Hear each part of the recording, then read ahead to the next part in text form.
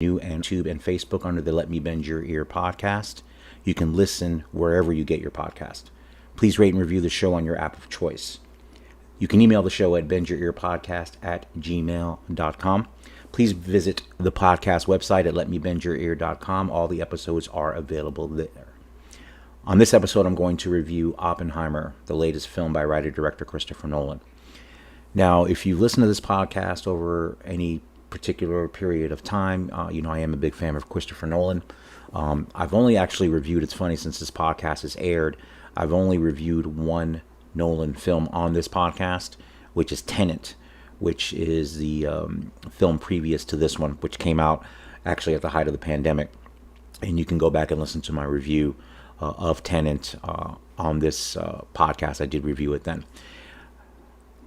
My view on Christopher Nolan's film, so if you know his history, he came out of the gate directing a film in 2000 called Memento, one of my favorite movies, a fantastic film that he co-wrote with his brother, Jonathan Nolan, and directed, starring Guy Pearce. Great movie.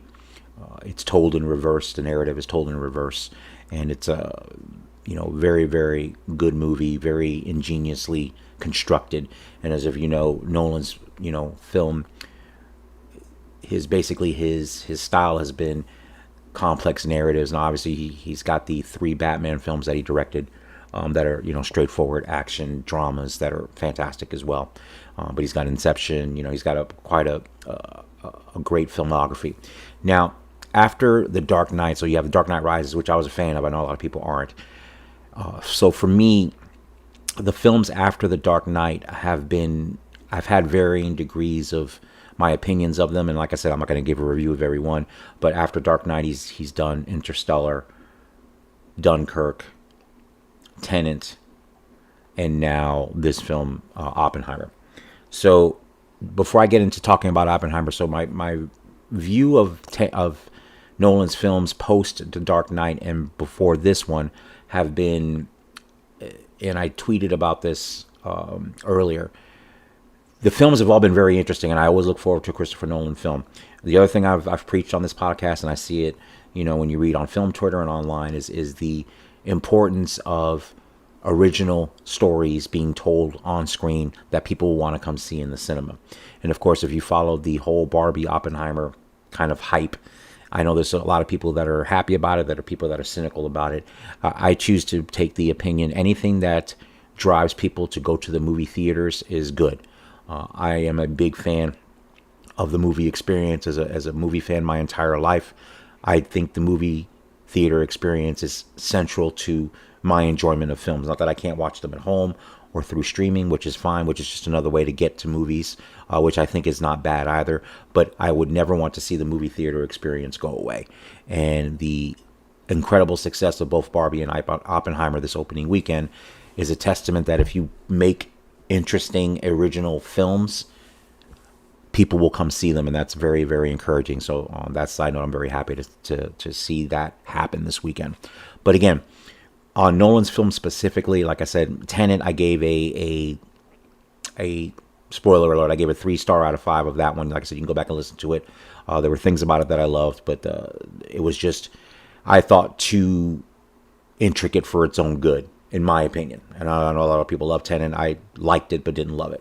So going into this one, I had read a lot of the reviews, which I usually don't try to do, but the hype for Oppenheimer has been massive, and the early notices for people that have already been able to see the film before I saw it today have been, for the most part, overwhelmingly positive, which gives me hope. Like I said, I am a huge fan of Christopher Nolan. I'm a huge fan of his Dark Knight movies. Like I said, Batman Begins, I think, is phenomenal. I mean, The Dark Knight is probably his pinnacle, but Batman Begins, I think, is phenomenal. Like I said, Dark Knight Rises is great as well. So let's get into this current film, Oppenheimer. So if you know anything, well, here's the thing about this film. So J. Robert Oppenheimer, anyone that knows any kind of history at all, even if you have a basic knowledge of history, you do know that Oppenheimer was the, as they call him, the father of the atomic bomb. So obviously, if you know anything about American history, specifically World War II, of course, he was tasked with heading the Manhattan Project, which developed the hydrogen bomb, which of course we all know ended up ultimately being dropped on Hiroshima and Nagasaki.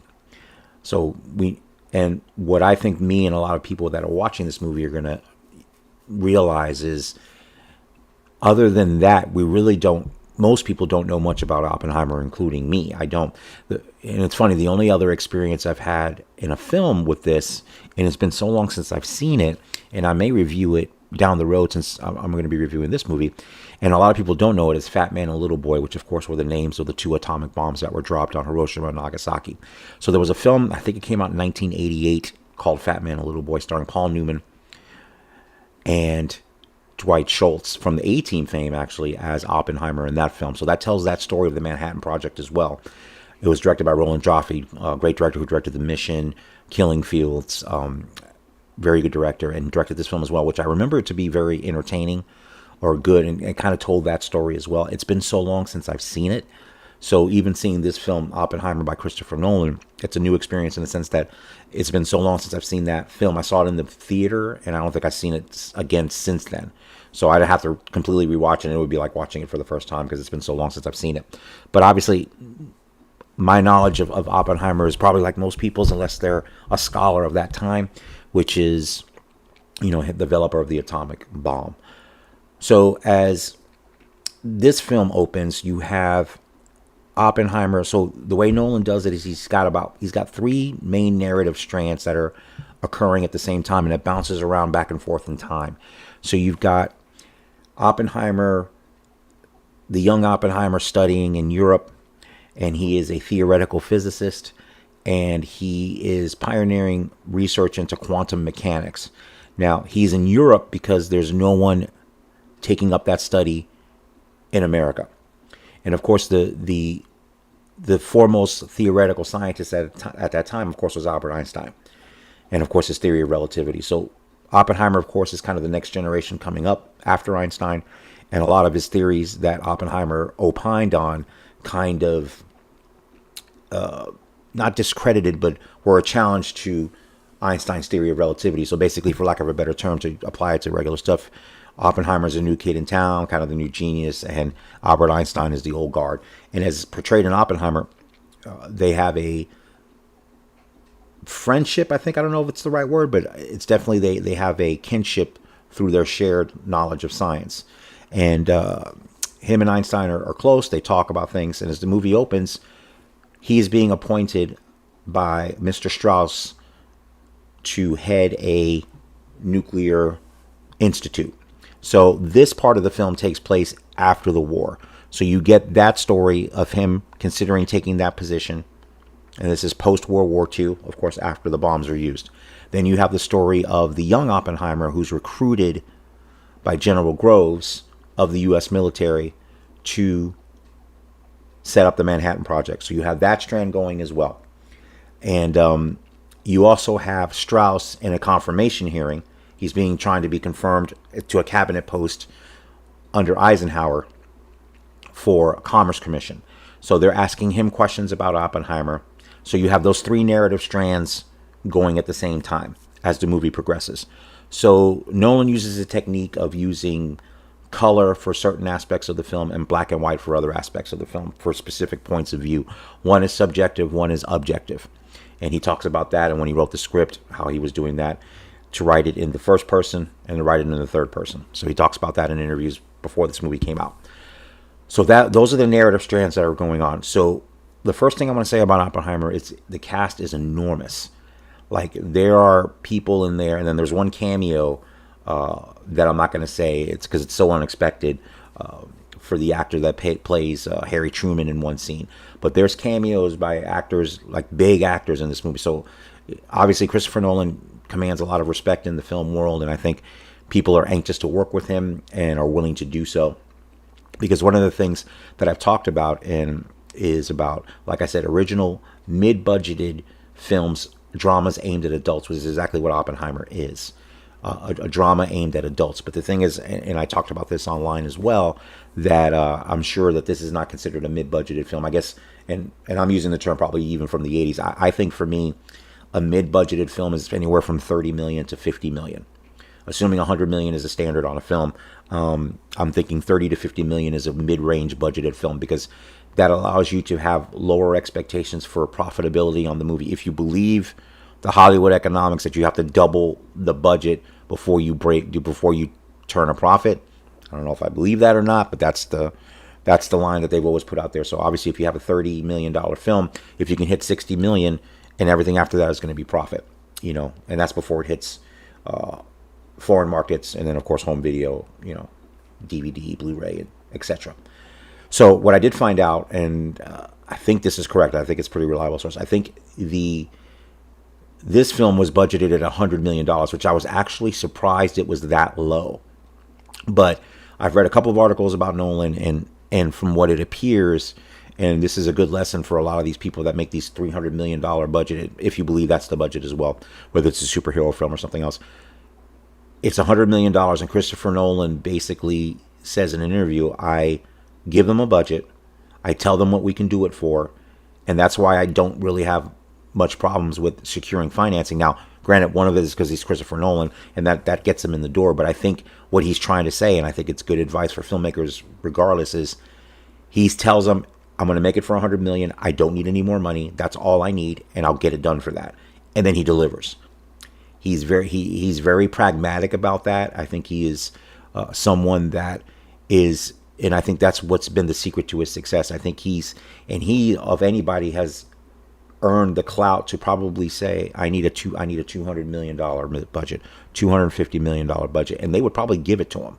He'd be probably one of the few people that they would give it to.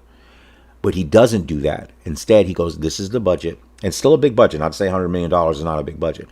But not only does he give them what it's going to cost, he comes in on time and on budget, which is two things that movie companies love. And his movies, for the most part, are extremely successful. Now Tenet was tough because it came out during the pandemic. I think even with the mixed reviews, a lot of people like Tenet, but I think that was part of it as well. I saw it in the theater. I'm glad I did. Dunkirk, I don't know what the box office was on that, which a film I liked better than Tenet, but I still had my issues with Dunkirk even as well. One thing I never have an issue with Christopher Nolan is his visual and technical prowess and the people that he aligns himself with, specifically his cinematographer and his composer. They're both fantastic. They both work with him here. They work with him on Tenet as well. The music in Oppenheimer is great, and the cinematography is great. So of course, the technical things that Nolan always does is he's a big believer in IMAX, and in this film he's shot on IMAX cameras. Unfortunately, there's not really a true IMAX theater, true one, because you have IMAX all over the place, but they're not the actual true IMAXs. And a 70 millimeter IMAX presentation, which is what Oppenheimer, a lot of them are doing, are very rare. I was lucky to be able to see it in 70 millimeter today when I saw it, but I didn't see it in IMAX. I'm sure it looks phenomenal in a 70 millimeter IMAX presentation. And it adds to the scope of the movie. You get higher resolution, bigger projection. So it's great. And he's a big believer in that. He's a big believer in cinema. So that's why I have a lot of respect for Nolan. So again, as he's telling these narrative strains of the movie, you get a lot of the story. So you get the young Oppenheimer learning his craft from his mentors, studying the quantum mechanics, and ultimately coming to the realization, theoretically anyway, that the collision of atoms would lead to a chain reaction that could create an explosion. So, of course, that's the simple way of describing the hydrogen bomb. And, of course, his knowledge in that realm gets the attention of General Groves, who is trying to start a project because they come to find out that of course, obviously, we're in the height of World War II, and there's talk that the Nazis are trying to develop an atomic bomb. And obviously, the goal is to make sure that the United States beats the Nazis, because the Nazis can't have this before anybody else. So, of course, that's the motivation to get going on this project. And Oppenheimer is chosen for this project by General Groves. So, of course, you've got the military involved here. Oppenheimer comes to the decision relatively early on that, one, they don't have a lot of time. They have about 18 months to get to where they need to get to. And the only way that they're realistically are going to get to it is to, one, of course, surround themselves with the best scientists in the world. But the biggest thing that happens is he convinces the government to build basically a self-contained town in Los Alamos, New Mexico, because Oppenheimer believes, of course, that he needs these people in one place focused on one mission and a place where their families can come, because he believes that if their families are not there, they're not going to be focused on the task at hand. So they end up building this town in Los Alamos, a full functioning town, and they get to going on working on the hydrogen bomb. Now, that's the story. It's told in multiple different ways, through multiple different time periods, through the three narrative strands that I've explained to you. It's a dazzling display of filmmaking craft, first of all. Now, a lot of the reviews online have compared Oppenheimer to Oliver Stone's JFK, and I can see after watching the movie why. JFK is Oliver Stone's, not my favorite Oliver Stone movie, but it's definitely, if somebody says it's his best, it's a phenomenal display of directorial virtuosity, as I stated before. Oliver Stone's JFK, it's a tapestry of the theories of how JFK was assassinated, who was involved, and Oppenheimer kind of takes that same approach of a large canvas to tell this story of building the bomb, of Oppenheimer's reticence once the bomb is there. And a big theme of this film too is the political implications. So when you combine the military and the political, you know what happens. A lot of times things unsavory occur, and what's the word I'm looking for? Alliances get broken, people get turned on, and your friends become your enemies. And all of that is played out in Oppenheimer. There's a big deal made. And like I said, I didn't know a lot about his personal story. You find out a lot about him. You find out he was kind of a suave dude, a womanizer, but very dedicated to what he was doing, and dedicated to the country as well. Being Jewish, of course, he's sensitive to what the Nazis are doing. And of course, as a member of the Jewish race, taking that personally, and that's part of his motivation, among other things. He's got an ego. They joke about it a lot, about how basically all physicists and scientists pretty much have an ego. And to do what you're doing at the level he was doing it, and at the intelligence that he had, you have that ego because a lot of what you say is true, and a lot of what you're bragging about is the truth. So that ego comes with it. All those shades are portrayed fantastic by Cillian Murphy in Oppenheimer, and you learn about that. You learn about the women in his life. You have Florence Pugh that plays Ann Tatlock, who is a communist, a communist activist. That they have a torrid affair that actually continues into his marriage to his wife, played by Emily Blunt, who does a great job. And then General Groves is played by Matt Damon, who's great. He's having a very good year, actually, in the movies. He's in another great movie that I reviewed earlier, Air, the Michael Jordan story of going to Nike. So he's great in that as well. So definitely he does what he always does. He's a great actor. He's good here as well. So he is, basically ushering this project in as well. And then you have the great Robert Downey Jr. He plays Louis Strauss. So as I stated earlier in the show, so Strauss is intertwined in the story. He's recruiting Oppenheimer in the one strand into this institute post-war. He is involved with Oppenheimer as they are trying to figure out what to do as the bomb is getting made, the deadlines to be met, and as an ally to Oppenheimer as well. And like I said, there is a huge cast in this movie. I'm not even going to get into all the people that are in it. I've given you a couple of people. Like I said, the main cast is Damon, Emily Blunt, Florence Pugh, and Cillian Murphy, Robert Downey Jr. But there's a cast of a lot of people, big and small, actors that I recognize. I was surprised to see in the film. It's just great. So as the movie progresses, like I said, you get all these narrative strands tying together. So the big drive of Oppenheimer is Oppenheimer had left-wing sympathies, and even you would say communist sympathies, but as it portrayed in the film and the performance, he was kind of, what's the term I would probably use? To use a religious term, his personal views were agnostic about it.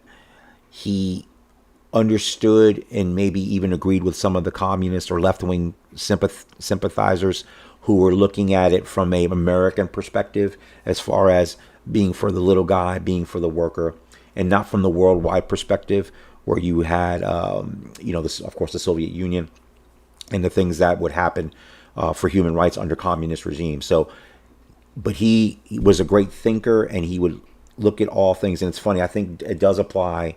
It's funny how these things apply today, because I think a lot of people are lacking critical thinking.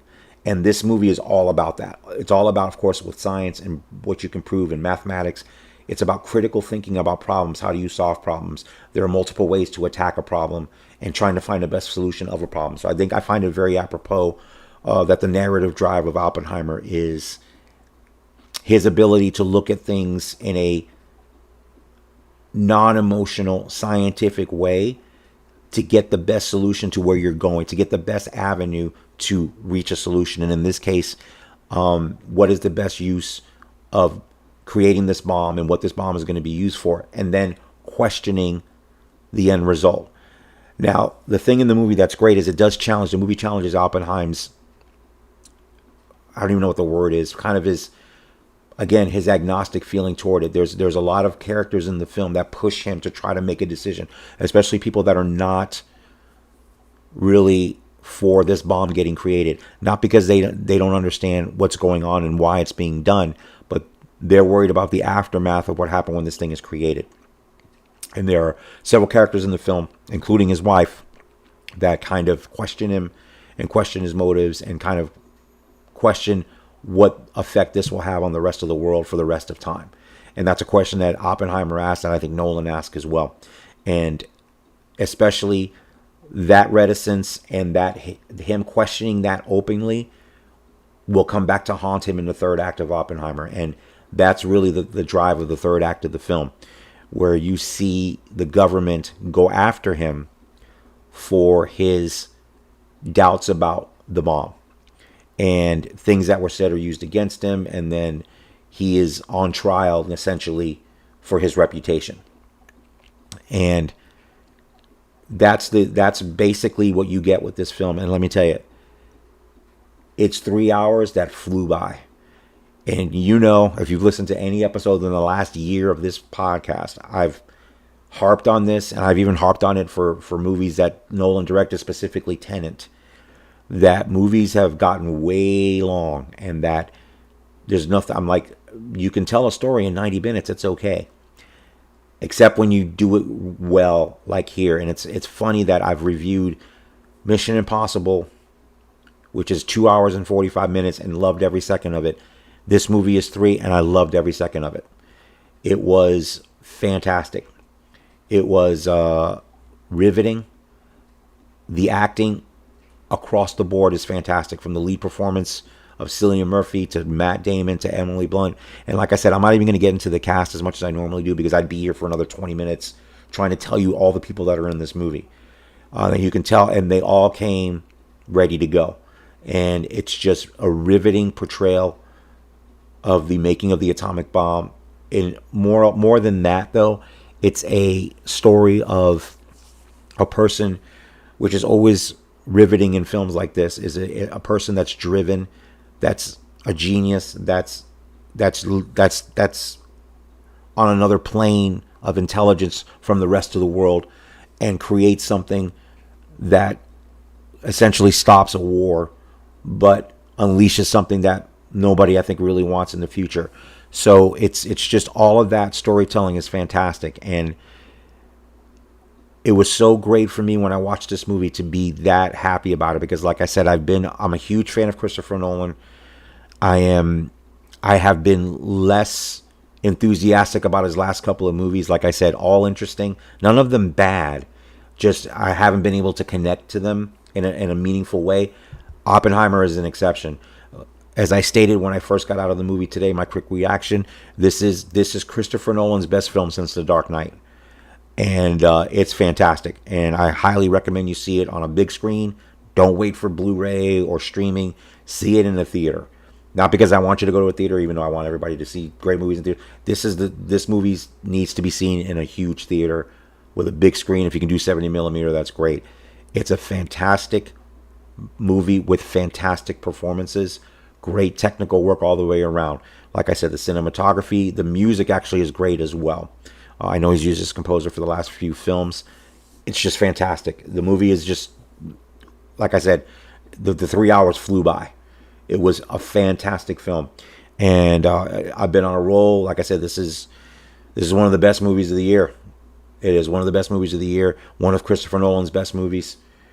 So again, I've been very fortunate. It's been a very fun summer of movies. I'm actually going to tease. I watched Dungeons and Dragons: Honor Among Thieves for the second time with my son. I watched it by myself. Another surprising film. I'll probably maybe do that for the next episode after this one. Another movie that's not in the theaters anymore, but I'll recommend it. I'll give you a spoiler. It's a good movie. I'll go more into that in the next one. But Oppenheimer, check it out. You will love it. If you're a fan of Nolan, definitely check it out. If you're a fan of the actors that are in it, check it out. Robert Downey Jr., I'll single out because I think, and other people single out, so I'll jump on this train. Not that I forgot, Robert Downey Jr. is a phenomenal actor. He's always been a phenomenal actor. He's been in the Marvel world for so long that you almost forget how good he is. He's fantastic in Oppenheimer as Strauss. He's phenomenal. That performance alone is worth it. But like I said, the performances all the way around, and I'm talking about from the lead performances to the smallest performances, are great. Another one I'll put in there is, and I didn't even recognize it was him until after I got out of the movie. You had Krumholtz plays his friend Izzy, who guides him through the entire movie. You meet him early on, and he's a close associate of Oppenheimer. He's fantastic in the movie as well. Kenneth Branagh's in it. I said I wasn't going to mention anybody. Of course, now I'm going to start doing it because it's great. He's Niels Bohr, a scientist as well, another physicist. The scenes that he's in are great as well. I'll leave it at that. Like I said, there's a cast of dozens that are fantastic. Small roles, big roles, all of them phenomenal, and I think all of them just excited to work with Nolan. So on my star review, I'm giving Oppenheimer 4.5 stars out of 5. So on that scale, definitely go see it. It's a movie I will see again. It is a wonderful movie. I don't think I'll give it 5 because 5 would be perfect. It's really good. There's nothing I can criticize about it. But again, I don't think it's better than The Dark. I think The Dark Knight is probably still his best film, even though I'm a big fan of Batman Begins.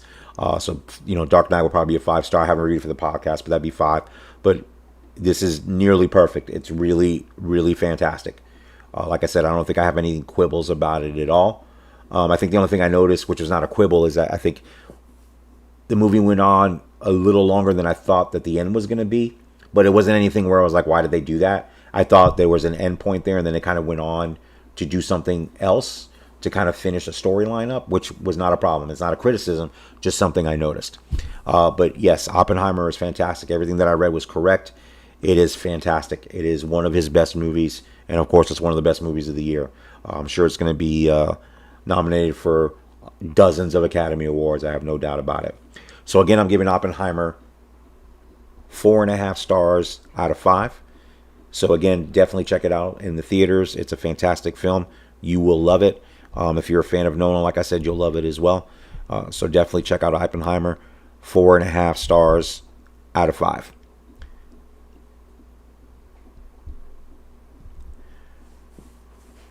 All right. Again, thank you for listening to the show.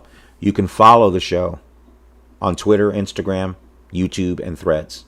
The handle is at Bend Your Ear Pod. Subscribe to the YouTube channel and like the Facebook page, please. This is a one-man operation. If you're watching the show on Facebook or YouTube and would like to support the podcast, you can click on the QR code here on the top left, or you can go to the show's Twitter page at Bend Your Ear Pod and click on the tip jar. This will help cover the cost of hosting the podcast. Thank you again for listening, and have a great week.